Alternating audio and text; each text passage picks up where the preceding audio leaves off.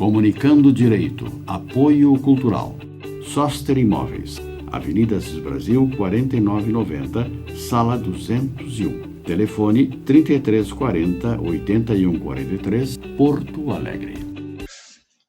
Estamos entrando no ar com o programa Comunicando Direito da GESUL TV, canal 6 da NET. Lembrando aos nossos telespectadores que o nosso programa vai ao ar nas quintas-feiras às 13 horas, nas sextas-feiras às 21 horas e aos sábados às 20h30. O nosso programa também ele é veiculado no YouTube, né? Se algum telespectador não conseguir assistir o nosso programa, ele depois pode ter acesso a ele através do YouTube. Bem, hoje o nosso programa está composto da doutora Ângela Beatriz da Silva, doutor Luiz Fernando Plasto, doutora Márcia Plasto, e nós temos um ilustre convidado do Paraná, o doutor Roberto Requião, que é um político com uma vasta experiência na atividade legislativa, no executivo, foi senador da República em 2 oportunidades, 2 vezes governador do Paraná, se não me falha a memória, prefeito de... 2? 3. 3? Então, o currículo é mais vasto do que eu imaginava. E outras atividades ainda também no executivo, né? Então, é uma pessoa que conhece a política em todos os seus meandros, né? Então, ex-senador Roberto Requião, é um prazer recebê-lo aqui no nosso programa, né, para nos relatar o seu vasto conhecimento da atividade parlamentar e da sua atividade no Executivo. Muito obrigado pela presença. Obrigado a você. Mas veja, eu não sou doutor, eu sou bacharel em Direito. É verdade que nós, advogados, somos doutores por força de uma lei do João Goulart, mas é uma lei que não se aplica a gente com seriedade, porque nós não fizemos o doutorado, a não ser que algum de vocês tenha feito. Mas é o meu caso. O costume aqui no Brasil, ele depois que pega... o médico também só é doutor se fizer doutorado. O advogado ele é tratado perante o judiciário como doutor, etc. e tal, e aí a coisa... Mas isso também é irrelevante, se é doutor, se não é doutor, eu não vejo muita... Bom, eu inicialmente, doutor Roberto Requião, eu gostaria de perguntar ao doutor Roberto o que é que ele acha do momento político atual do Brasil e qual é a avaliação que ele faz do governo Bolsonaro desde o seu início até esse momento. A minha avaliação é mais ampla. Eu vejo que esse liberalismo econômico, que é o domínio do capital financeiro, ele recrudesce na Europa com o fim do comunismo na Rússia. O comunismo se dissolve primeiro com a glasnost, que é o degelo, se reorganiza o país com a perestroika, na época do Gorbachev. Quando o comunismo fracassa na Rússia, os países europeus, que eram dominados pelos donos do dinheiro, capital financeiro fundamentalmente, vão a uma revanche. Porque, com medo do comunismo russo, surgiu na Europa a social-democracia. Direito para as mulheres, para os trabalhadores, para as minorias. Todo esse processo civilizatório que nos alcança aqui no Brasil também, com a legislação trabalhista e a incorporação de conquistas civilizatórias do mundo pela nossa legislação em proteção aos trabalhadores em relação ao domínio absoluto do capital. O capital financeiro na Europa se organiza numa revanche cruel, suportada num tripé. Primeiro ponto é apoio desse tripé: a precarização do Estado, dos governos do Estado, qualquer que fosse a sua natureza no momento. E o reforço e os poderes dados ao Banco Central, dominados pelo capital, fundamentalmente pelo capital financeiro.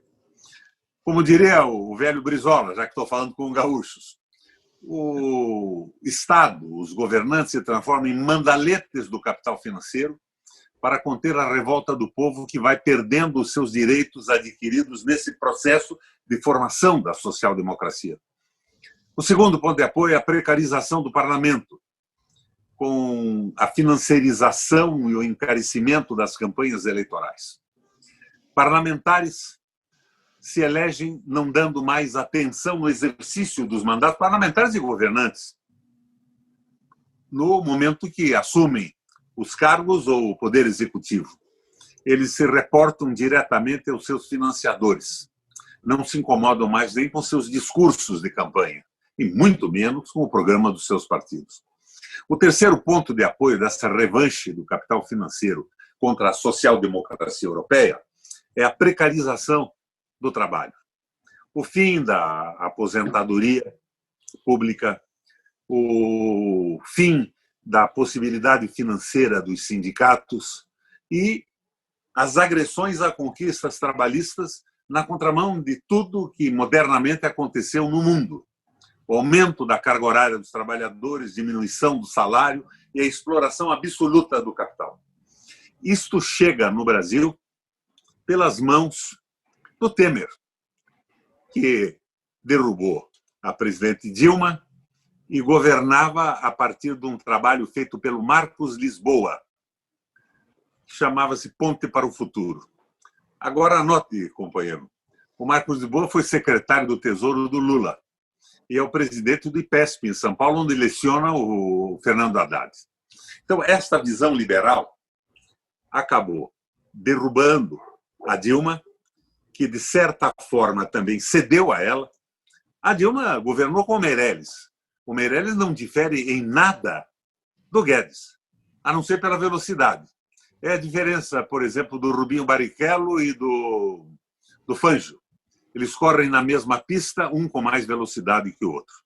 Então, esse processo de destruição do trabalhismo do Getúlio Vargas, aliás, isso foi anunciado pelo Fernando Henrique lá atrás, né? Tem que acabar com o varguismo, com o trabalhismo.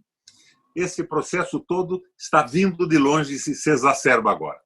Agora, o que eu vejo nesse momento? De janeiro a março, sem Covid, o Brasil caiu 1,5% no seu produto interno bruto. Depois veio o Covid como um acelerador de incêndio. Nós estamos entrando numa crise simplesmente brutal. E se nós não tivermos um programa das oposições, um programa moderado, mas extraordinariamente firme no resgate da soberania, da valorização do trabalho e da reabertura do espaço democrático, nós vamos para uma crise simplesmente inimaginável. Eu comparo sempre a necessidade que nós temos com uma anedota aristotélica. Vocês devem conhecer.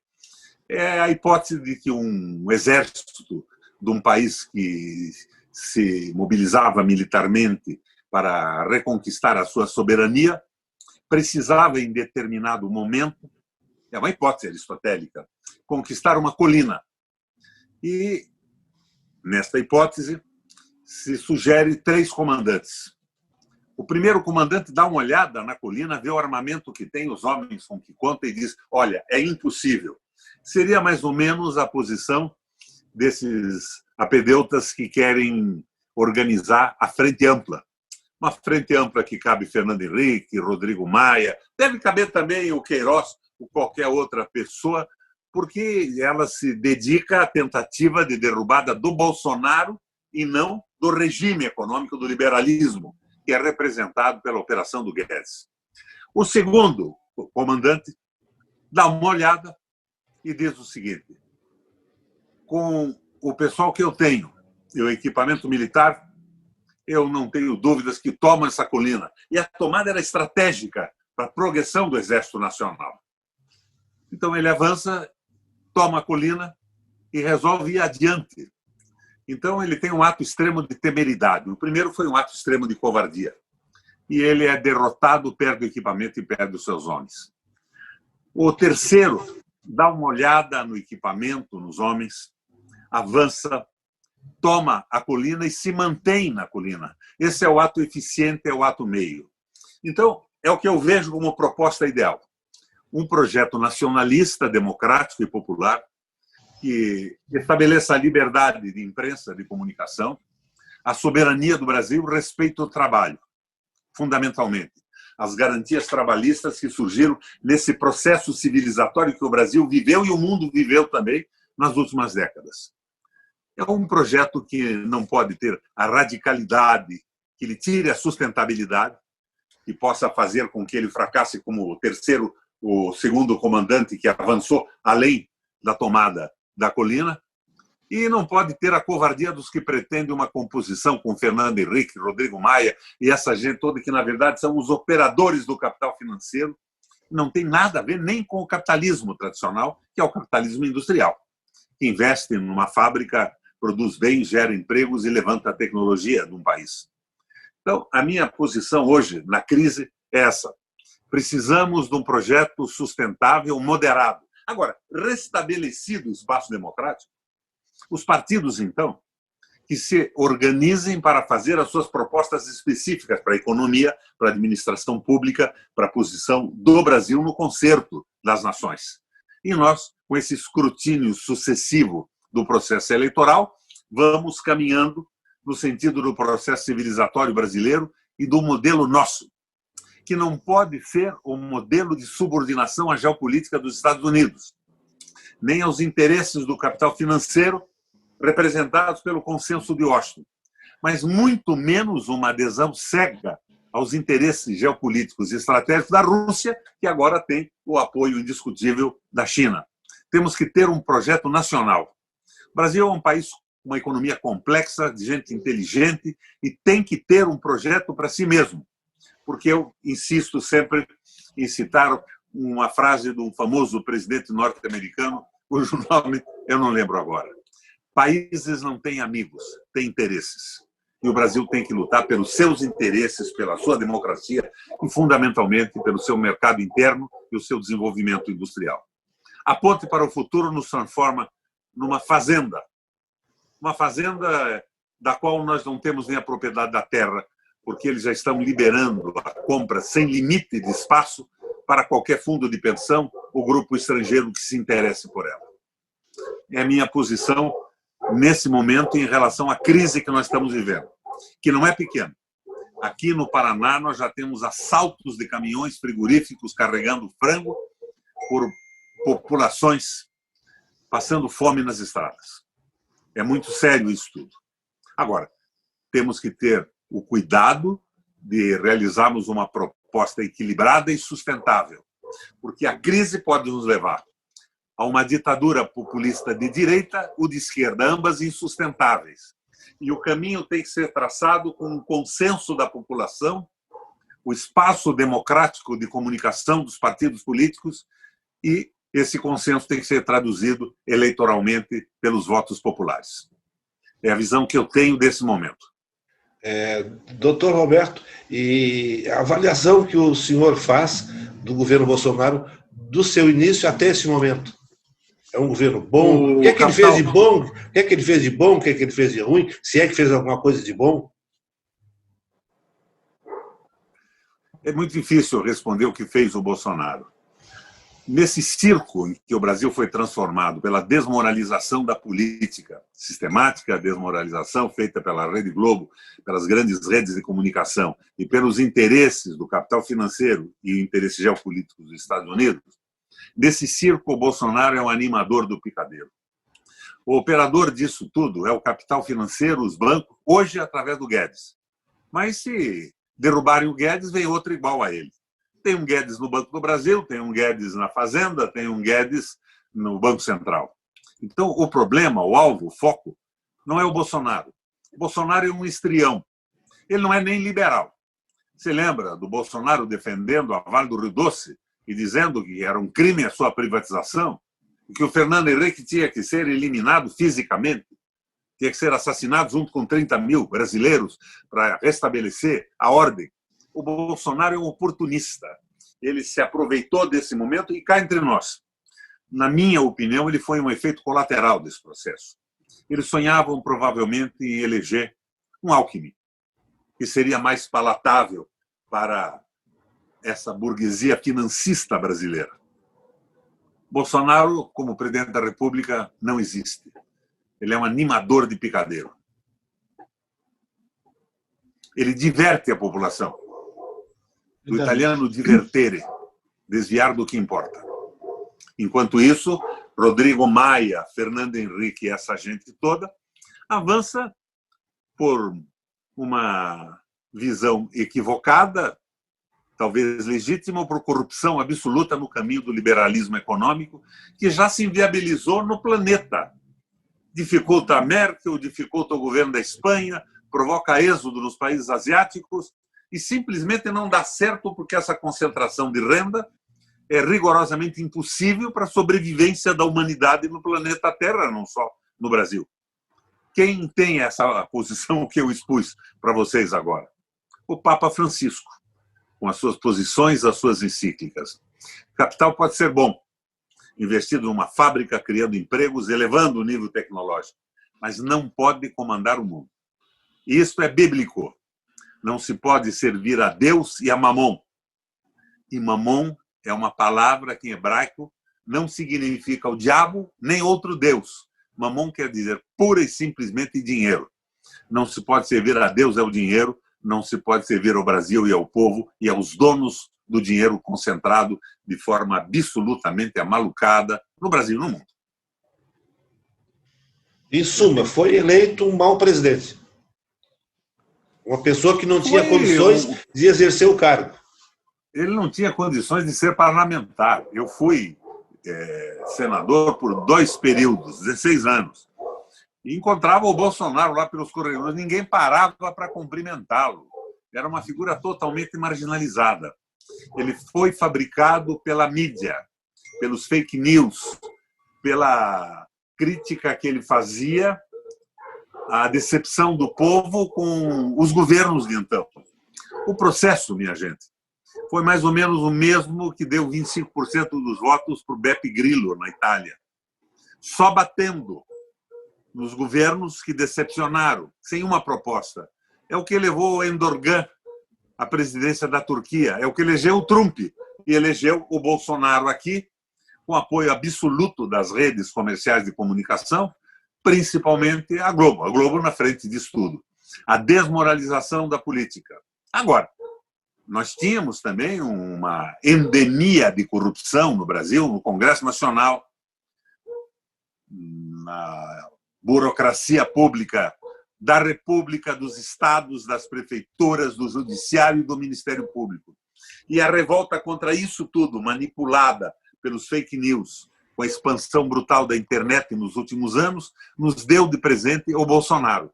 Agora, não me peçam para explicar como é que militares apoiaram essa gente. Eu fiz uma oposição, eu sou como Brizola, eu venho de longe, por isso sou como Brizola.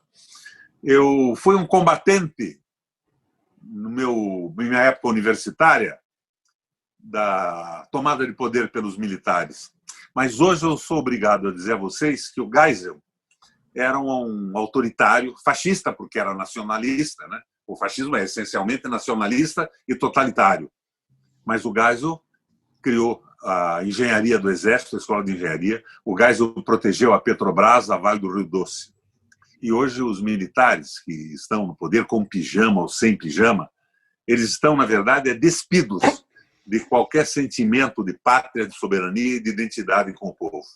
Uma coisa horrível que está acontecendo. Se transformaram numa corporação entreguista, sem nenhuma vinculação com um projeto civilizatório brasileiro, sem noção de soberania, de desenvolvimento industrial.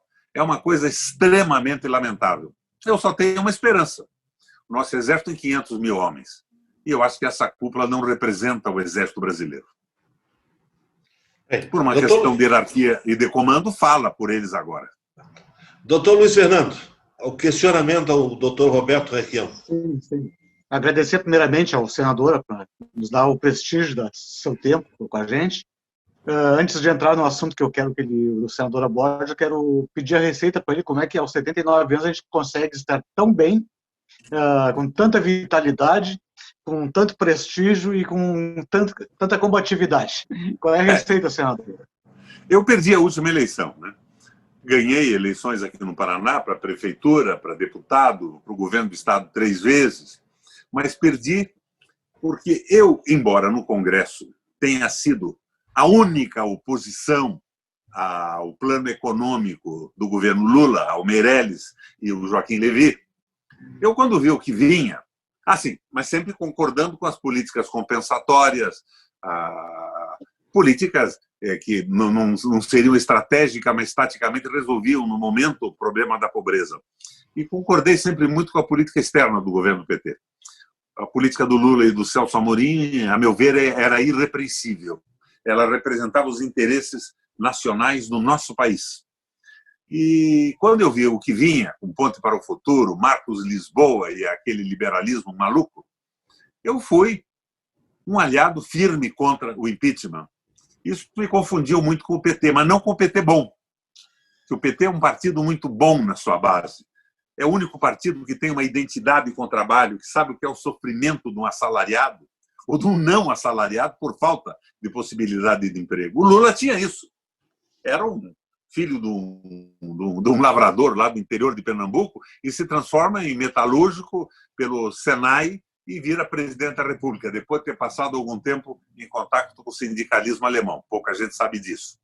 Mas é uma figura simplesmente excepcional. Mas ele fez uma aliança que eu chamaria de social-democracia tupiniquim.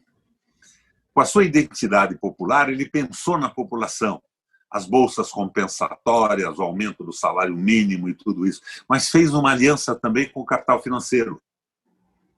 Meirelles, Banco Central, independente das próprias políticas do governo do Estado. Essa social-democracia tupiniquim não pode se repetir. Nós precisamos da sensibilidade do Lula, de uma base que tenha surgido do movimento trabalhista, dos despostuídos, dos marginalizados e dos empregados, representada por um partido de intelectuais orgânicos que sintam o sofrimento do povo, mas formulem soluções. Mas foi uma etapa importantíssima, a etapa do governo do PT.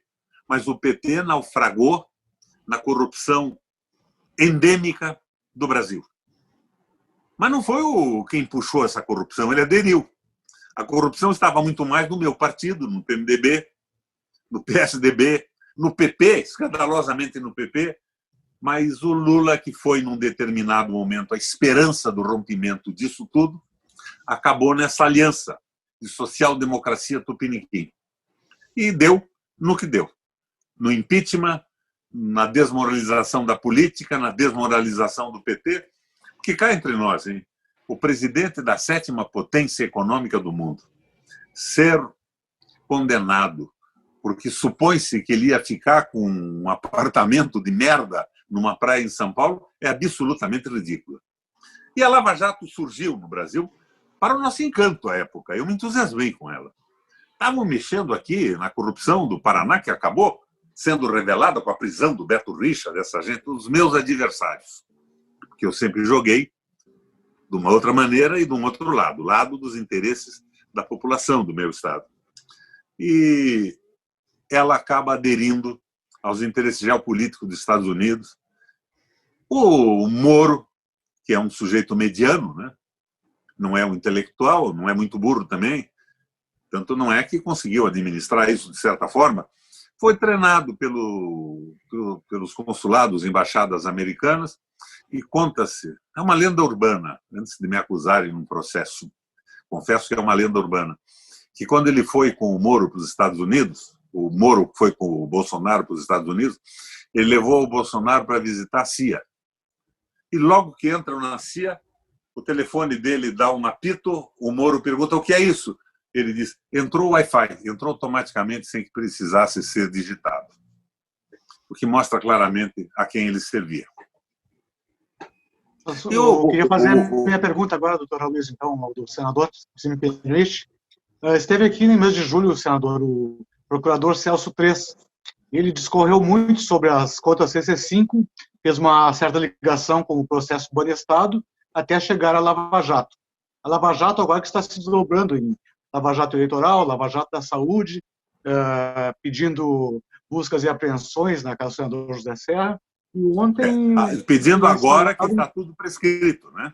Isso, exatamente, 5 anos fazendo após. Agora um barulho midiático. E ontem houve uma denúncia contra um ex-colega seu, senador Vital do Rego. Foi denunciado ontem por ter recebido dinheiro da UES, segundo a Lava Jato. A Lava Jato, esses últimos 5 anos, e agora, posteriormente, com a perda, assim, como eu diria, do cartaz que tinha, está tentando se reanimar. Então, se nega a prestar contas à PGR, e meu parecer é que a Lava Jato sempre foi um projeto de poder. Eu gostaria que o senador discorresse sobre isso e sobre a atuação do Sérgio Moro. A Lava Jato começou bem. O Sérgio Moro foi meu parceiro por 9 anos aqui no governo do Paraná. Ele era juiz, eu era governador, em ações contra o narcotráfico de fronteira, contrabando e tudo isso. Um dia, antes de eu conhecê-lo mais profundamente, eu fui procurado pelo meu secretário de segurança, que tinha sido colega de escola dele, e ele me disse, olha, tem um juiz aí, um tal de Sérgio Moro, federal, que quer conversar com o governador do Paraná, quer conversar com o senhor. Por quê? Não, ele acha que eles condenaram o Fernandinho Beiramar e que os traficantes têm uma fazenda enorme lá na fronteira do Paraguai com o Brasil, no Paraguai, e ele acha que ele tivesse contato com o Fernando Armindo Lugo Mendes, que era o presidente do Paraguai, ele podia viabilizar com o Fernando o sequestro dessa fazenda e a realização de uma reforma agrária no Paraguai, o começo de uma reforma agrária. Eu liguei para o Lugo. Lugo era meu amigo pessoal, eu ajudei o Lugo na campanha lá, dei palpites e tudo isso, o ex-bispo de Assunção, e o Lugo disse, manda essa gente para cá. Mandei no dia seguinte de avião para lá, junto com o meu secretário de segurança. E eles fizeram essa proposta. Não deu certo, porque o Lugo afinou, ficou com medo dos narcotraficantes. Não deu certo. Mas você vê, o Moro queria aparecer. E depois ele entrou nesse jogo norte-americano. A Lava Jato é um instrumento que se valeu do suposto combate à corrupção para derrubar um governo que, de uma forma ou de outra, era a social-democracia tupiniquim. Ainda tinha uma certa empatia com a população trabalhadora e mais pobre do Brasil. E eles se transformaram num instrumento de desnacionalização do país. Eles estão denunciando agora o Alckmin, estão denunciando o Serra, quando qualquer crime feito por eles está prescrito. Eles nunca denunciaram antes. Agora, eles estão tentando construir a imagem de que eles realmente combatiam a corrupção. Mas eles utilizaram a corrupção para combater os interesses nacionais, de soberania, de valorização do trabalho e tudo mais. E atrás deles veio o quê? Veio tudo isso. O Temer, com a liquidação da CLT, depois o fim da aposentadoria, essa aposentadoria pública, sabe de onde é que veio isso? É muito interessante, né? Faz coisa de comunista, né? Aposentadoria pública, com a participação do Estado, do empregador e do trabalhador. Isto surgiu com o Bismarck, na tentativa de reunificação da Alemanha. E nessa tentativa de reunificação da Alemanha, o Bismarck tomou conhecimento de algumas ideias de um filósofo e pensador alemão que já tinha morrido, chamava-se Johann Fichte, que dizia o seguinte: entendam o que está acontecendo no mundo. A burguesia derrubou a aristocracia porque não suportava mais os privilégios hereditários.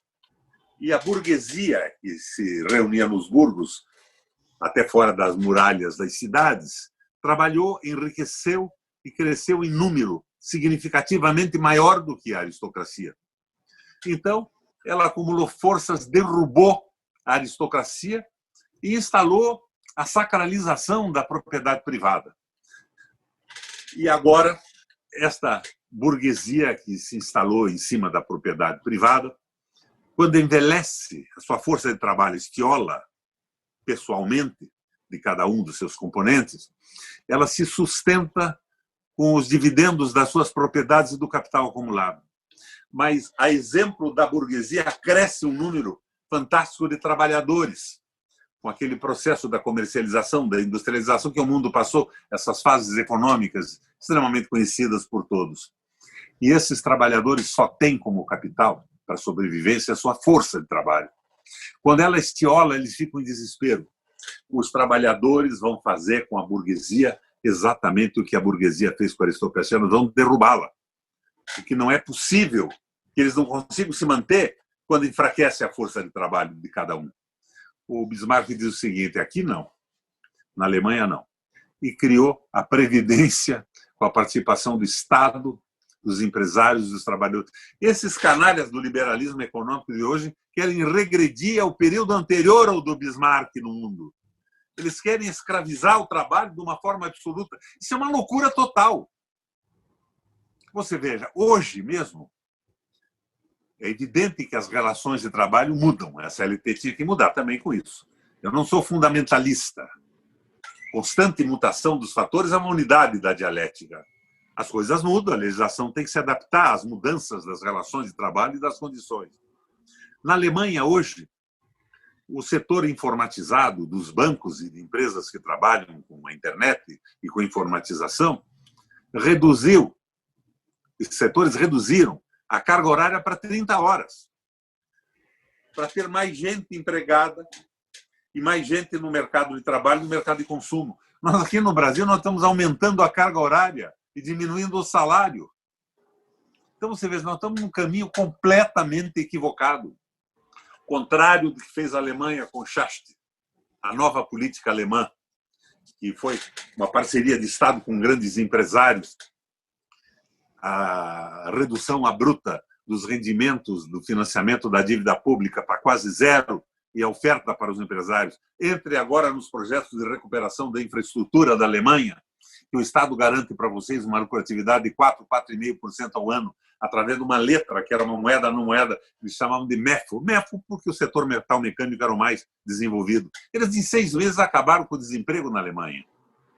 E essas empresas todas passaram a investir os seus recursos e a sua poupança exatamente na reconstrução do país. Isso tudo levou o Hitler àquela boçalidade absoluta de guerra, de nazismo e de tudo mais. Nos Estados Unidos foi a mesma coisa. Recessão absoluta, desespero. Daí o Henry Ford recebe a notícia de que o Roosevelt recebe a notícia que o Henry Ford havia utilizado as ideias do Taylor, economista famoso até hoje, né? Que diz o seguinte, você aumenta a produtividade de uma fábrica ou a produtividade de um grupo de trabalhadores especializando os trabalhadores, não é aumentando a carga horária. E o Ford utilizou o Taylorismo na linha de montagem para fazer o Fordinho. Um grupo funde o bloco, outro grupo funde a caixa, outro grupo usina e monta o bloco, outro grupo monta a lataria, estampa a lataria, pinta. Ele conseguiu um carro muito bom, de qualidade, com trabalhadores especializados, e conseguiu, por um preço muito baixo, economia. A especialização melhora a produção e baixa o custo de produção. A economia americana inteira se encantou com o Fordismo taylorista. E o Roosevelt resolve dar um prêmio, que era o maior prêmio, a maior condecoração que o empresário já tinha recebido na história americana ao Ford. Ele recusa o prêmio. Mas por que, Henry? Pergunta o Delano Roosevelt. O Ford diz o seguinte, porque se os Estados Unidos aderir à linha de montagem fordista-taylorista, nunca mais sai da depressão. Os Estados Unidos tinha uma economia diversificada, mas numa recessão pesada. Ele diz o seguinte, todo mundo está aderindo ao Fordismo. Está aumentando a produção e não tem para quem vender. Vai quebrar todo mundo definitivamente, nós não saímos mais disso. E o Roosevelt, mas então, meu Deus, o que eu faço? Você faz o seguinte, presidente, diminua a carga horária por lei, você bota mais gente no mercado de trabalho com salário e aumente o salário por lei. Então você terá mais trabalhadores envolvidos na produção e terá mais gente ganhando e consumindo, e assim iniciou a recuperação da economia americana, o tal do New Deal, novo pacto americano, e com investimentos pesados do Estado na recuperação da infraestrutura. Portos públicos, usinas públicas, o Estado se metendo em tudo, as authorities portuárias, município, Estado e nação. E depois disso, a guerra também ajudou. Mas esse momento de recessão é o momento ideal para a participação do Estado. Porque empresário algum vai investir se não tiver consumo, se não tiver trabalhador com dinheiro no bolso para comprar o que ele produz, quer seja serviço ou bens econômicos. Então, minha gente, nós estamos na contramão disso tudo. Isso é que me apavora. Nós estamos entrando numa crise fantástica. Doutora Ângela. Boa noite, senador. É um prazer muito grande poder tê-lo aqui conosco, né, no nosso humilde programa, que é um programa voluntário de uma TV comunitária, né, mas que tem uma grande repercussão aqui em Porto Alegre, né, e no Rio Grande do Sul. É muito bom, muito esclarecedor tudo que o senhor está colocando. É um aprendizado para a vida, pelo menos para mim, né? Obrigado. Eu gostaria de perguntar, eu vi um comentário seu que se o Lula se candidatasse à presidência da República, o senhor sentiria medo. Foi isso, eu acho que... Se o Sentiria Lula... o quê? Medo. Não, medo não. Eu disse que eu não apoio. Eu não apoio o candidato. Mas assim, eu posso dizer a você que Sim. eu tenho uma admiração profunda pelo Lula. Eu sou amigo pessoal dele. Ele marcou um momento de avanço do trabalhador e do proletariado brasileiro e está indelével na nossa história. Mas ele fez uma social-democracia tupiniquim, se identificando com os trabalhadores e com a população marginalizada, mas ele fez um acordo com o capital financeiro. Ele mesmo dizia, precisava um presidente socialista para os bancos ganharem o que ganharam. Os bancos tiveram lucros no período do Lula inimagináveis, são recordes para o livro Guinness. Eu acho que a passagem dele foi importante para o processo, inclusive, civilizatório brasileiro. Mas ele deu aso ao domínio do capital financeiro na derrubada da Dilma, uma frente ampla que foi o governo dele. Você veja, no governo da Dilma, 5 senadores eram ministros. Eles voltaram para o Senado para defender a presidente, para votar pelo impeachment da presidente. Esta é a frente ampla.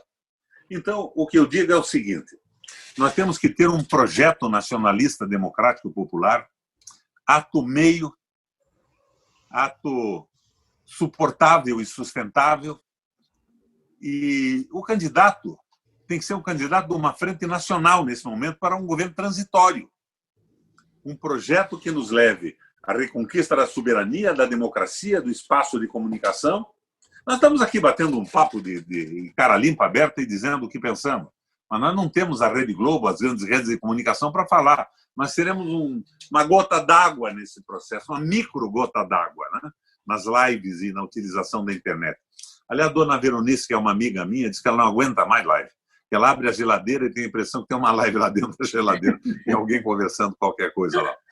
Então, o que eu disse é o seguinte, daí vamos ter um candidato único, nacionalista e democrático, voltado aos interesses do povo brasileiro, que seja o candidato que tiver mais condição eleitoral. Por que não o Lula? Por que não o Haddad? Por que não o Ciro? Por que não o Dino? Por que não qualquer outro que tenha condições eleitorais? Mas o que me interessa é o país. Eu perdi uma eleição.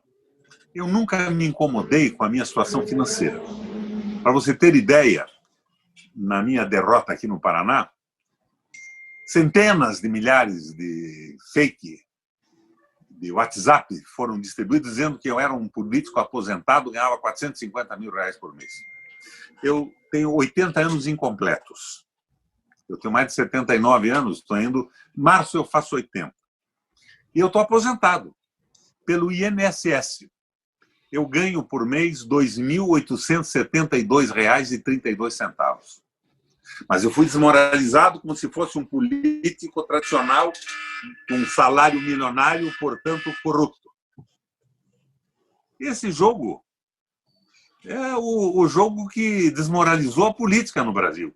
Precisamos de um projeto efetivo, razoável, sustentável, e que reabra os espaços de valorização do trabalho, de soberania do Brasil no concerto das ações. E o candidato será um candidato de transição, que se me dá quem seja ele. Eu estou pensando no Brasil. Eu não estou aqui com R$ 2.800 por mês conversando com vocês, e eu faço isso 3, 4 vezes por dia no Brasil inteiro, pensando em eleição. Eu estou pensando no país. Eu entrei na política, minha nega, pensando que eu ia ajudar a mudar o mundo. Eu fui prefeito, fiz uma administração popular, considerado o melhor do Brasil, até pelo raio do Datafolha. Me elegi governador 3 vezes, senador 2 vezes, e acabaram me desmoralizando, me embrulhando nesse processo de corrupção endêmica da política brasileira, da administração brasileira e das instituições. Eu estou conversando com vocês pensando nos meus filhos e nos meus netos. Não estou pensando no processo eleitoral. O que não significa que eu não possa ser candidato a alguma coisa amanhã ou depois. Mas não é esse o meu objetivo principal. É, nesse processo de discussão, tentar levantar o nível de consciência do Brasil a respeito das nossas possibilidades. Eu acho que eu não soube me expressar. O medo pelo Lula, que ele pudesse sofrer alguma coisa, ser preso. Não. O que eu acho é o seguinte: o Lula está na mão dessa gente. Você já viu, pela decisão do Conselho Nacional de Justiça, você é advogada? Sim. Bacharela como eu, ou é doutora? Bacharel. Não, eu sou bacharel. Eu também sou bacharel. Fui senador como bacharel. E fui eu que criei a primeira proposta do Conselho Nacional de Justiça. Eu entrei e vi que estava uma bagunça isso, não tinha uma correção do Poder Judiciário, não tinha um controle. Eu dei uma olhada na legislação italiana, na legislação portuguesa e na espanhola. A espanhola me impressionou muito, porque a Espanha vinha da época do Franco e os juízes não valiam nada. O Estado trocava juiz quando não gostava do encaminhamento do processo, trocava um pelo outro e tal. Então eu fiz uma proposta de um Conselho Nacional de Justiça equilibrado, mas não corporativo. Porque, para mim, o corporativismo é a manifestação coletiva do egoísmo e do individualismo. Eu fiz com a participação dos juízes, mas com uma participação mais pesada da sociedade. Eu propus o Conselho Nacional de Justiça. Toquei isso, trabalhei durante um ano e meio, nem me lembro mais, foi no meu primeiro mandato do Senado. Daí eu me elegi presidente da Eurolat, co-presidente. Ela tem um presidente europeu e um brasileiro, e um latino-americano. Eu era o latino-americano. E tive que sair do Brasil em determinado momento. Tive uma reunião plenária de 75 países, se não me engano, foi na Estônia, na Letônia ou na França, porque nós fazíamos reuniões plenárias nesses países todos uma vez, praticamente por mês. Quando eu voltei, ao contrário de todo o critério estabelecido no Senado, o Jefferson Carpinteiro Pérez tinha posto para votar na minha ausência e tinham dito que o meu projeto era inconstitucional. Daí formularam um outro projeto substituindo o meu, absolutamente corporativo. E você sabe que advogado dificilmente condena advogado, juiz dificilmente condena juiz, médico condena... Tem que ter um controle externo.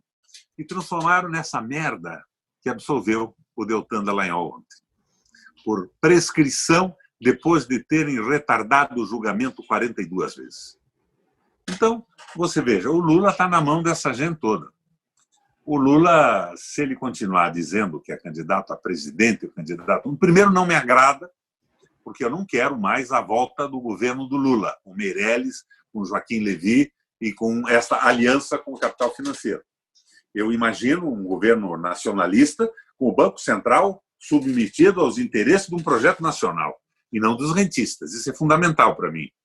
Eu imagino uma proposta de governo que convoca um referendo revogatório sobre essa doação de empresas públicas a grupos privados.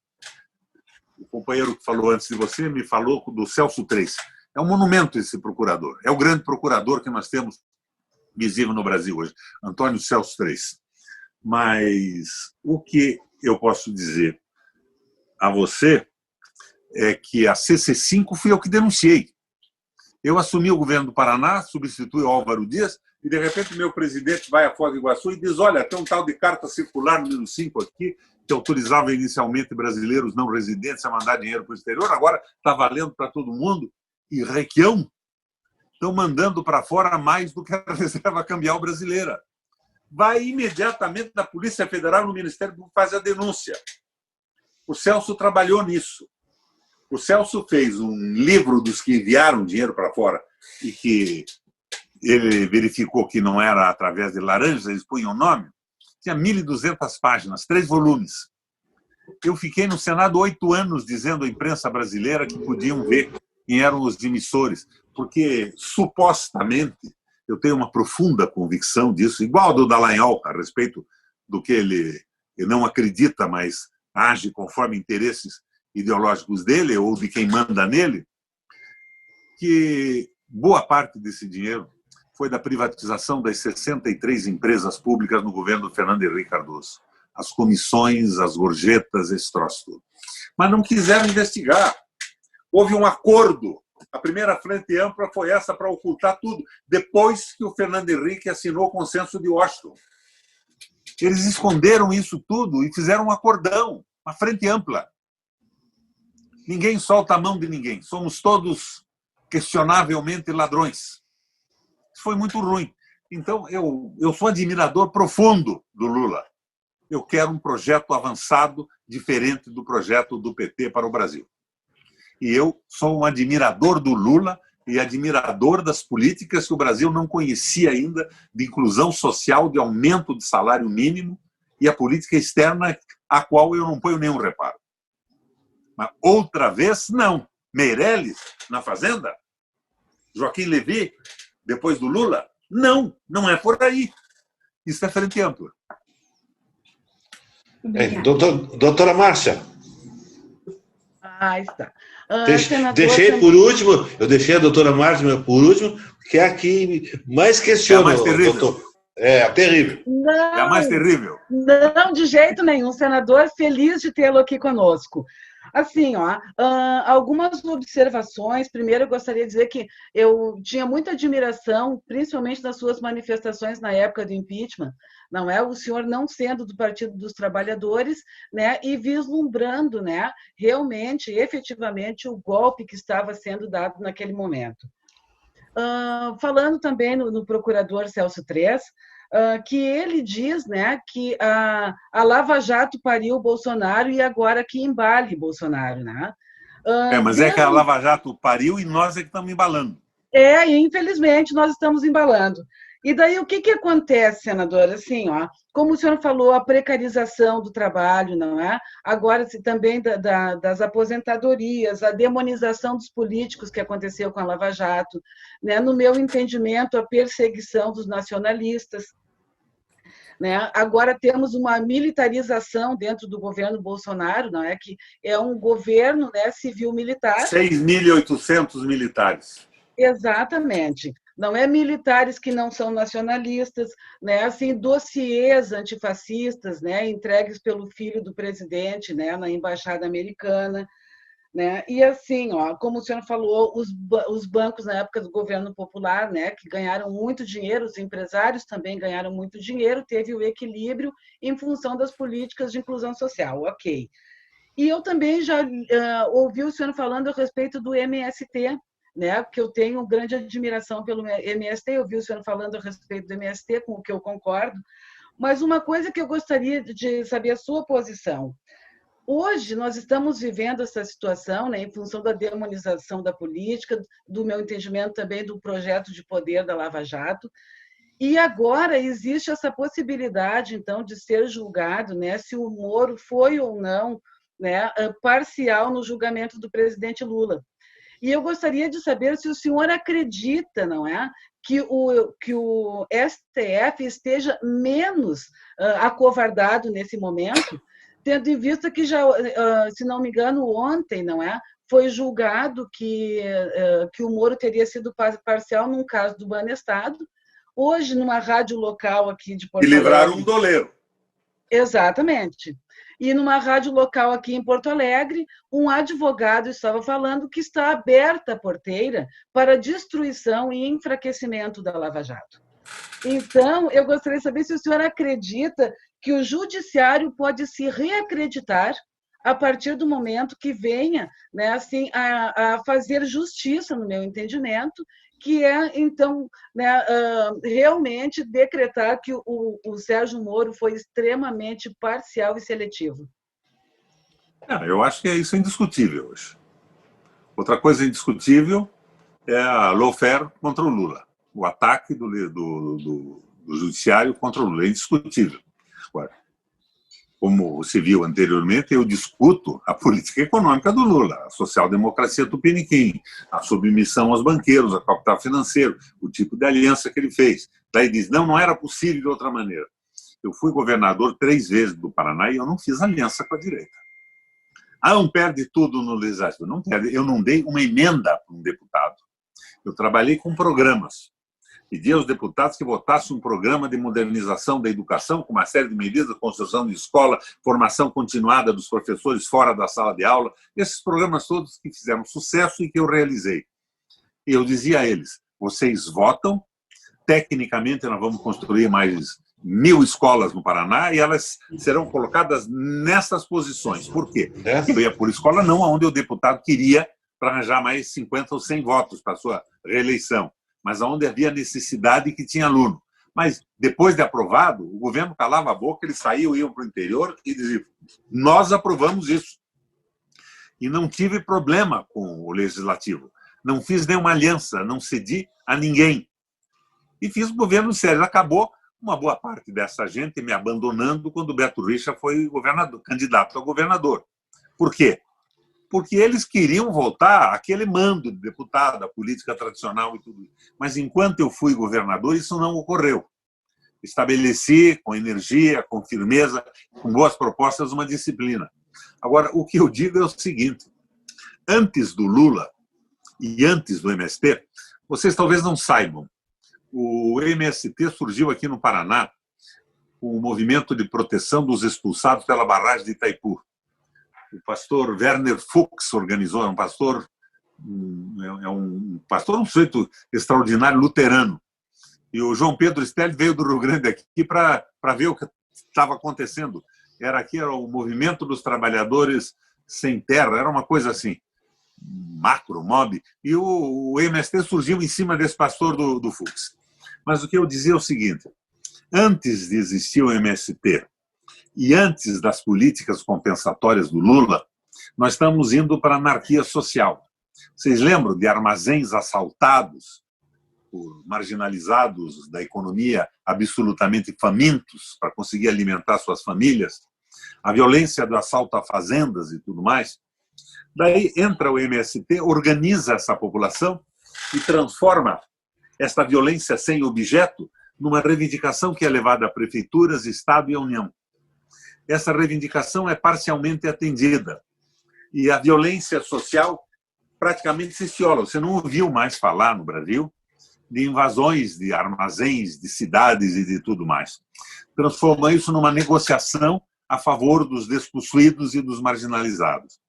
E o Lula entrou com o aumento do salário mínimo, aproveitando a possibilidade da intensificação do comércio com a China, principalmente, e também deu uma chance de evolução para os trabalhadores brasileiros. O Bolsonaro, o raio do Guedes, a política do capital financeiro, estão acabando com isso. Nós estamos voltando àquela anarquia e àquele perigo. Então, eu dizia à canalha aqui do Paraná, que criticava o MST, que o MST era uma bênção de Deus. E como é que eu tratei o MST? Eu não dei licença para invadir terra produtiva, mas eu verifiquei a animosidade que havia entre a Polícia Militar do Paraná e o MST, peguei todas as lideranças do MST no Paraná e a oficialidade da Polícia Militar, fechei num fim de semana no quartel da Polícia Militar do Paraná para eles discutirem por que o MST estava assumindo a defesa. Eu estou com o telefone batendo aqui, minha mulher, atenda para mim. Por que o MST agia na defesa dos trabalhadores? Eu acabei com essa animosidade de policiais que pensavam que os reivindicantes do MST eram terroristas cubanos e tudo mais, e nós passamos a conviver de uma maneira excepcional. E não tive mais conflito. Quando havia uma ocupação de terra que não era abandonada, terra que não tinha dono, a gente com telefonema resolvia isso. Então, o MST é um movimento extraordinariamente importante. E o MST tem evoluído muito do ponto de vista filosófico e programático. não é mais aquela tendência de ocupação selvagem de terras e tudo mais. Mas o Brasil precisa de uma reforma agrária, e a reforma agrária brasileira não é a venda aberta de qualquer terra sem limite para grupos estrangeiros. Isso é crime contra a pátria. Bem, pessoal, tá chegando o final do nosso programa. Eu queria fazer uma única pergunta ao doutor Roberto. Então, a mais terrível é a tua. Não é não. Vamos para o fim. Acho que não, vai ser até elogiado. O senhor tem esse vasto currículo, essa experiência fantástica, tanto no legislativo quanto no executivo, né? Me parece que com esse vasto currículo só falta, eu acho, uma presidência da República. Não tem intenção de uma nova candidatura à presidência da República? Já tive no passado. Fui derrotado pelo Fernando Henrique na convenção do PMDB, fui derrotado pelo apoio depois a Dilma com o Temer de vice, aquela barbaridade. O meu partido está praticamente liquidado no Brasil. É um partido da base de apoio quase que unânime das bobagens do Bolsonaro e do Guedes. Não é? Eu estou tentando colaborar para essa discussão política. Não tenho partido hoje. Eu estou no PMDB ainda, mas esse PMDB que está aí não é meu. Mas, de qualquer maneira, por aquilo que o senhor nos explicou, que nós precisamos de um governo único, de coalizão, para que o partido se una em torno de um candidato, para evitar essa luta fratricida entre nós contra eles, etc. O senhor provavelmente seria um bom candidato de coalizão para pacificar a história. Então, eu acho que, com essa vitalidade que o senhor tem, como falou o doutor Luiz Fernando, eu acho que tem todas as condições para isso. Olha, eu não vou ser cínico e dizer para você que não me passou na cabeça isso, mas eu acho fundamental termos um programa que devolva esperança ao povo brasileiro, para um governo de transição que restabeleça a democracia, a soberania, o respeito ao trabalho. E daí não importa quem seja o presidente. Tá? Não importa. O que eu não consigo entender mais é essa briga de bugio. Você sabe que aqui no Paraná tem muito bugio ainda no interior. E o coletivo do bugio nós chamamos de capela, é o bando. E eles, quando brigam, eles jogam o próprio excremento um no outro. Eu vejo que as candidaturas presidenciais se colocam dessa maneira. Ao invés de tentarem levantar a esperança do país, trabalham agressões uns aos outros e eu não vejo sentido nenhum nisso. Eu acho que precisamos ter um programa único, um candidato único do povo brasileiro, da esperança, da devolução da esperança ao Brasil no trabalho, na possibilidade do desenvolvimento econômico, na soberania nacional, mas na valorização do trabalho, fundamentalmente. E o candidato que for mais viável, que tenha mais acesso à comunicação no Brasil e tal. E esse candidato, seguramente, hoje não sou eu. O problema todo é existir esse candidato. Esse que é o programa antes, na minha opinião. Programa antes de tudo. Programa antes. E daí temos que ter um candidato único para um governo de transição. Tem um minutinho, doutor. Meio. Quem sabe, doutor Roberto, o seu desejo se realize, quem sabe, na próxima eleição. Né? Você termina essa nossa live com essa declaração, que mexe com o meu ego, não vou negar isso, e amanhã eu estou apanhando do Dino, do Haddad, do Ciro Gomes e de todos eles. Então eu prefiro tentar ficar por fora, tentando influenciar a formação de uma opinião pública nacional a favor de uma unidade que restabeleça a esperança no Brasil. Senador, o senhor acredita que o judiciário pode se reacreditar através do STF agora, que esteja menos acovardado? Não, o judiciário tem que mudar tudo. Veja, eu tenho essa posição que tenho hoje por uma determinação quase genética. Eu tenho um avô baiano, que é o pai da minha mãe. Eu tenho um avô sergipano, que é o pai do meu pai, de Divina Pastora do Sergipe e outro de Salvador. O meu bisavô, o pai do o meu trisavô, chamava-se José Félix de Melo e Silva. Ele foi o lugar-tenente do Frei Caneca na Confederação do Equador. Luta pelo Brasil, pela valorização dos brasileiros. O meu bisavô, filho do José Félix, sergipano também, estudou direito em Pernambuco, embora fosse sergipano, e passou alguns anos na Universidade dos Jesuítas de Córdoba, na Argentina, 7 ou 8 anos. Ele, no dia seguinte da proclamação da República, fundou o primeiro Partido Socialista do Brasil, que, entre outras coisas, propunha o fim da tradição germânico-romana do direito brasileiro. Esses processos longuíssimos, com apelações, juízes e tal, ele optava pelo juízo arbitral. O juiz arbitral eliminava os juízes e os advogados. O juiz era o advogado que ia trabalhar na conciliação. Mais ou menos como a China faz hoje. A China só no criminal parece que ainda tem alguma legislação. Mas a China é conciliadora, não é nem arbitral. O conciliador não tem nem referência nos sistemas jurídicos. O juiz arbitral tem a referência no direito romano-germânico nas suas decisões. O arbitral não. O arbitral faz um acordo, liquida, os caras saem de mão dada e vão para casa, quando, se fossem discutir em juízo, iam brigar 50 anos e não resolver nada. Ele propunha a reforma agrária, ele propunha era um partido socialista, não marxista, porque não se conhecia o Marx no mundo ainda, ele já existia. Doutor Roberto, mas não era eu gostaria que o senhor concluísse o assunto, porque o nosso horário aqui o cameraman já disse que está estourando o nosso horário. Já estamos Parece a Rede Globo, limite. rapaz, entra o Jornal Nacional em seguida. Mas então, veja bem,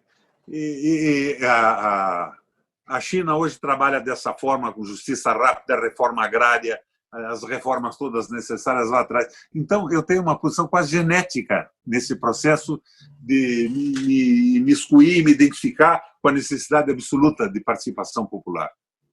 E eu acho que nós todos ganhamos fazendo um programa como o que fizemos. Muita gente deve ter escutado, concordando ou não concordando, mas nós estamos levantando o raciocínio político a respeito do que acontece nesse picadeiro que se transformou o governo federal, onde o Bolsonaro não passa de um animador e o Guedes operador, mas que está sob controle da geopolítica norte-americana e dos interesses do capital financeiro. Ok, doutor Roberto, agradecemos imensamente a presença do doutor aqui no nosso programa, que muito nos engrandeceu, né, e vai atender muito a solicitação, e isso vai passar para os nossos telespectadores. Agradeço imensamente, e o programa aqui vai estar sempre aberto a novas participações do doutor Roberto Requião. Muito obrigado. Valeu, minha gente, obrigado. Boa noite a vocês. Agradeço também aos colegas doutora Ângela, doutor Luiz Fernando, doutora Márcia, e me despeço em nome dos nossos fiéis telespectadores, dizendo que nos aguardem até o próximo programa.